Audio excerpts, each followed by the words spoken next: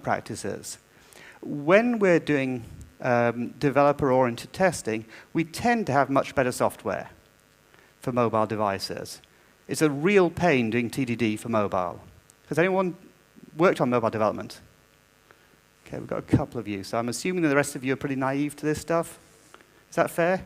Because it helps me to gauge what I should be talking about. So I'll assume that it's pretty basic stuff. You don't know much about mobile then.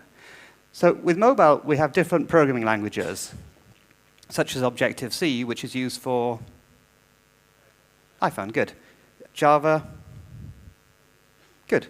So we've got a couple of them here. Java is also used for J2ME, but those are the two main platforms. Windows is going through yet another incarnation, but none of these really support TDD.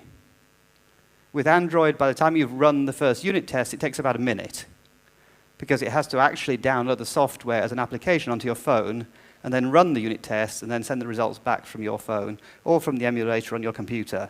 A minute is so long that developers get bored and distracted and do something else, like update their Facebook status, or look for a new job. So TDD on mobile is hard.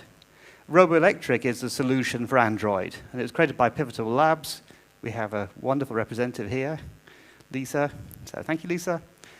Sadly, the project fell into disuse for a bit, and it was intended to replace the Android APIs, so you could run your Android code on your desktop in the standard Java virtual machine rather than on the Davlik virtual machine, and then your tests then ran in 2 seconds instead of a minute.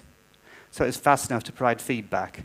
For iOS, there is OC Unit, which is a test automation framework, a unit testing framework, but there was no easy way to see the results. So if you're running in Xcode and you run your tests, you don't actually know they've failed unless they fail. So you don't actually know they passed. There's no red-green refactor. So the tools don't make it easy for